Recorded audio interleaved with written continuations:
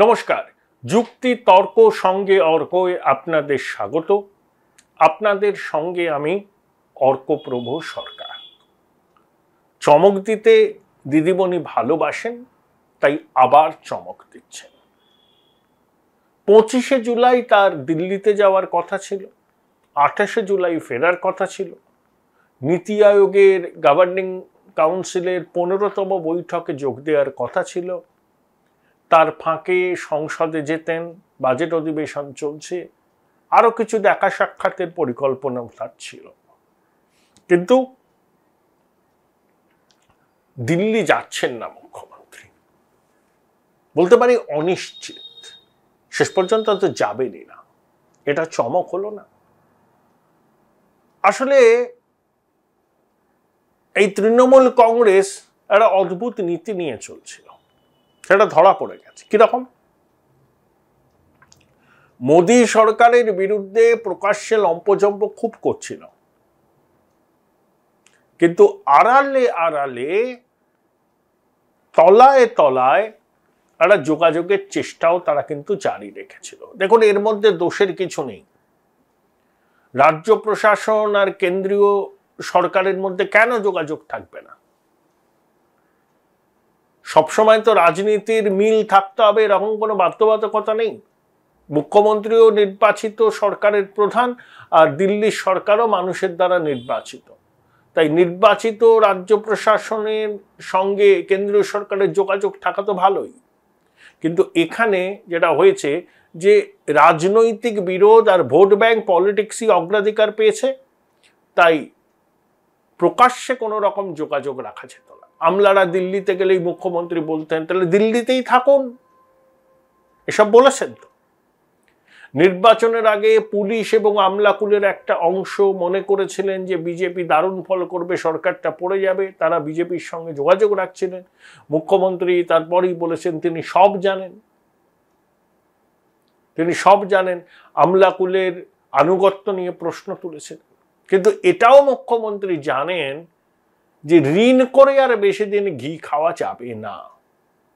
তার লক্ষ্মীর ভাণ্ডারের টাকা জোগাতে বছরে 25,000 কোটি টাকা লাগে, শুধু লক্ষ্মীর ভাণ্ডার।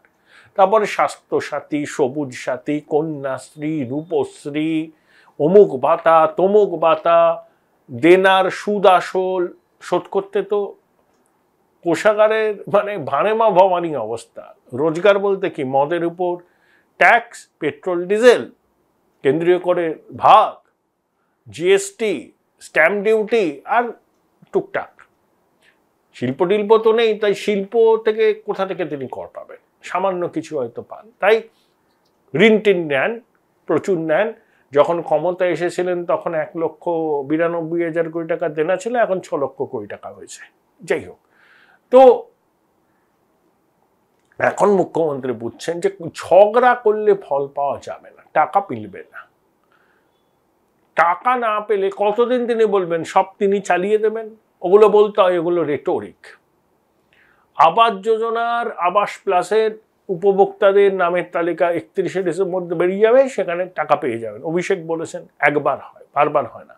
কিন্তু কেন্দ্রীয় সরকার এখনো পর্যন্ত কানা করি রিলিজ করেনি আবাস যোজনা এবং 100 দিনের কাজে। এটা মুখ্যমন্ত্রীর পক্ষে উদ্বেগের কারণ। তিনি প্রধানমন্ত্রীর সঙ্গে 2023 ডিসেম্বরে দেখা করে দরবার করেছিলেন, তারপর একটা মেকানিজম ইনভলভ হলো, কিন্তু কাজের কাজ কিছু হয়নি। নতুন মন্ত্রী এসছেন শিবরাজ সিং চৌহান, তিনি এবার 18 বছর মধ্যপ্রদেশের মুখ্যমন্ত্রী ছিলেন। শিবরাজ সিং চৌহান গিরিরাজ সিং নন, কিন্তু তিনিও চট করে উপরস্থ হয়ে বাংলাকে ছেড়ে দেবেন টাকা পয়সা, আমার মনে হয় তা নয়। কারণ এখন ছাড়লে ওই তৃণমূলের তোলা অভিযোগটাই মান্যতা পাবে যে নির্বাচনে হেরে ইচ্ছাকৃতভাবে টাকা আটকে রেখেছিল বাংলা। সেটা বিজেপি নেতৃত্ব এই অভিযোগ মানবেই বা কেন? এই প্রেক্ষিতে মমতা বন্দ্যোপাধ্যায় এবং তার কিছু আমলার মাধ্যমে কেন্দ্রীয় সরকারের সঙ্গে যোগাযোগ করে এই অচলাবস্থা কাটাবার চেষ্টা করেছেন। সেই জন্য মুখ্যমন্ত্রী বলেছিলেন আমি নীতি আয়োগের বৈঠকে যাব, বাজেট, অন্ধকারের বাজেট বাংলাকে বঞ্চিত করা হয়েছে, ইত্যাদি ইত্যাদি। তো ইন্ডিয়া জোটের অন্য শরিকরা মানে কংগ্রেসের 3 জন মুখ্যমন্ত্রী, বাম, তারপরে আপ, স্টালিন, হেমন্ত সোরেন, তারা বলছেন তারা যাবেন না, বয়কট করবে। তো মল্লিকার্জুন খার্গের ডাকা বৈঠকে এই প্রসঙ্গটা উত্থাপিত হলে তৃণমূলের নেতারা আকাশ থেকে পড়েন। তারা বলেন যে তারা ইন্ডিয়া জোটে আছেন ঠিকই, কিন্তু পশ্চিমবঙ্গে তারা কংগ্রেস এবং বিজেপিকে হারিয়েছেন, তাই কংগ্রেসের কার্বন কপি তারা হবেন না। আর ইন্ডিয়া জোটে তৃণমূল বাদে অন্য যারা আছে তাদের সঙ্গে কংগ্রেসের কোথাও না কোথাও নির্বাচনী সমঝোতা হয়েছে, তৃণমূলের সঙ্গে হয়নি।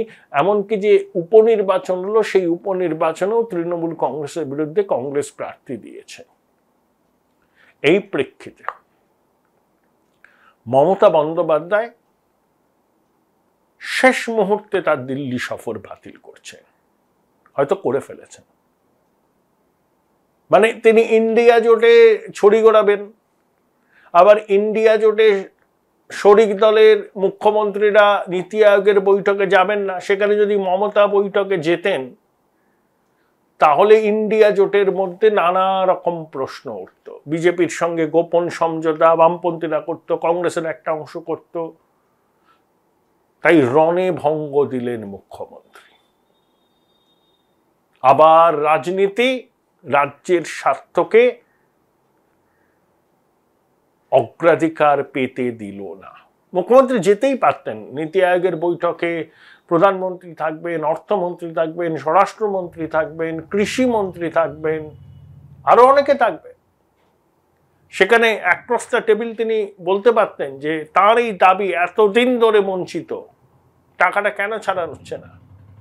সর্বভারতীয় সংবাদ মাধ্যমের সামনেও বিষয়টাকে আনতে পারতেন। হয়তো মমতা বন্দ্যোপাধ্যায় ঠিকই করে রেখেছিলেন যে তিনি এই সুযোগটা নেবেন, আর ক্ষমতায় আসার পর কেন্দ্রীয় সরকারের শীর্ষ নেতৃত্বের সঙ্গে তার দেখাও হয়নি। Join Indian Institute of Hotel Management now. Right choice, right decision. সময় পেলে প্রধানমন্ত্রীর সঙ্গে দেখা করতেন, কিন্তু ওই রাজনীতি পথ আটকাল এবং মমতা বন্দ্যোপাধ্যায় সংকীর্ণ দলীয় ভোট ব্যাংক রাজনীতির স্বার্থে এবারও রাজ্যের স্বার্থটাকে জলাঞ্জলি দিলেন। তাই নীতি আয়োগের বৈঠকে তিনি যাবেন না। তবু আমাদের অনেকের মনে একটা প্রশ্ন আছে, শেষ পর্যন্ত মমতা বন্দ্যোপাধ্যায় কতদিনে ইন্ডিয়া জোটে থাকবেন? ইন্ডিয়া জোটের সর্ববৃহৎ শরিক কংগ্রেস।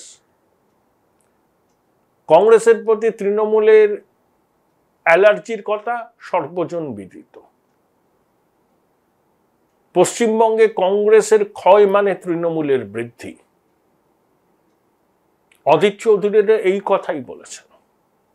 আবার কেরলের কংগ্রেসী নেতারা মমতা বন্দ্যোপাধ্যায়কে মাথায় তুলে রাখতে চান, সেটা তাদের সর্বভারতীয় বাধ্যবাধকতা। কিন্তু রাহুল গান্ধী, অনেকে বলেন মমতা বন্দ্যোপাধ্যায়কে রাজনৈতিকভাবে খুব একটা বিশ্বাস করেন না।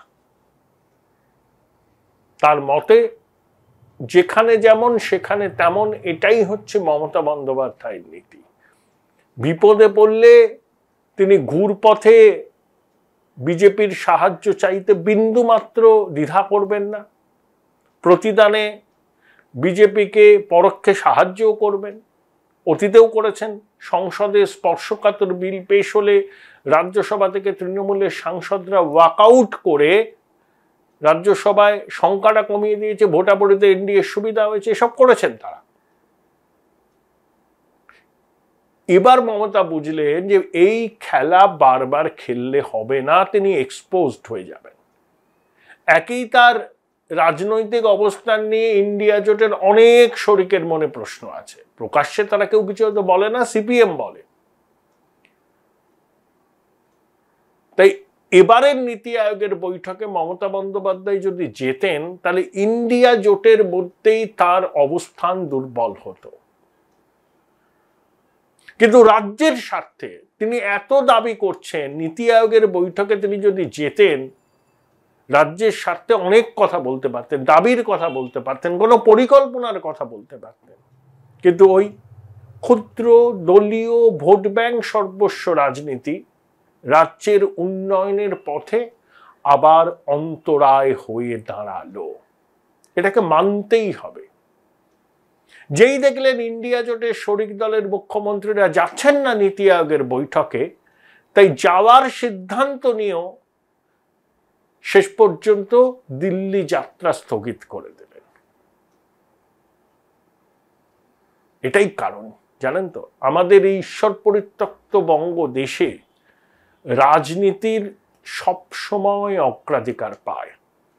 11 কোটি বঙ্গবাসীর উন্নতি, তাদের স্বার্থ অনেক সময় ক্ষুদ্র দলীয় রাজনীতির যুপকাষ্ঠে বলি দিয়ে দেওয়া হয়।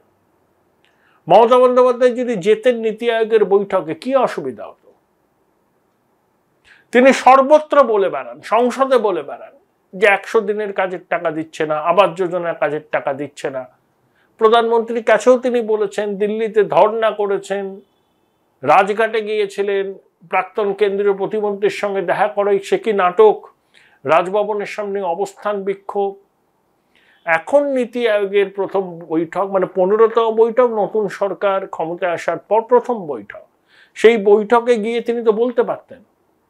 তিনি ইনিশিয়ালি কিন্তু ভেবেছিলেন যে যাবেন, কিন্তু মমতা বন্দ্যোপাধ্যায় এটা আঁচ করতে পারেননি যে স্টালিন থেকে শুরু করে হেমন্ত সোরেন, তারপরে সিদ্ধারামাইয়া, সুখু, রেবন্ত রেড্ডি, এরা কেউ যাবেন না। কারণ তাদের মতে বাজেট, শরিকদের তুষ্ট করার জন্য বাজেট, যুক্তরাষ্ট্রীয় কাঠামো মানা হয়নি। তাই বললাম, সুযোগ ছিল একটা, রাজ্যের দাবিটা নিয়ে কেন্দ্রীয় সরকারের শীর্ষ কর্তাদের সামনে বসা, রাজ্যের দাবিকে টেবিলে ফেলে সেই দাবিকে আদায় করে আনা।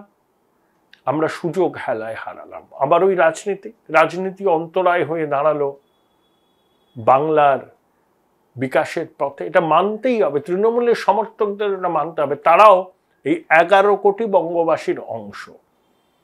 তাকিয়ে তাকিয়ে দেখবো উড়িষ্যা এগিয়ে যাচ্ছে, বিহার এগিয়ে যাচ্ছে, অন্ধ্র এগিয়ে যাচ্ছে, এখান থেকে পরিযায়ী শ্রমিকরা সেখানে গিয়ে কাজ করবে, আর বাংলায় শিল্পের খরা। ভোট ব্যাংকে তুষ্ট করতে কোনো রকম সদর্থক রাজনীতির পরিচয় দেব না, কেন্দ্রীয় সরকারের সঙ্গে পায়ে পা লাগিয়ে ঝগড়া করব, তাতে আখেরে ক্ষতি হবে এ রাজ্যের ছেলে মেয়েদের, যারা অতটা শিক্ষায় দক্ষ নয়, প্রযুক্তিতে দক্ষ নয়, তারা পরিযায়ী শ্রমিক হয়ে বাইরে যাবে। আর যাদের কাছে সামান্য অপরচুনিটি থাকবে, তারা এই রাজ্য ছেড়ে চলে যাবে। এটাই বাংলার ভবিতব্য। যতদিন না মানুষ রাজনৈতিক দলগুলোকে বাধ্য করে যে ডেভেলপমেন্টকে রাজনীতির মূল মুদ্রা করতে, ততদিন পর্যন্ত এই অভিশাপ থেকে আমাদের মুক্তি নেই।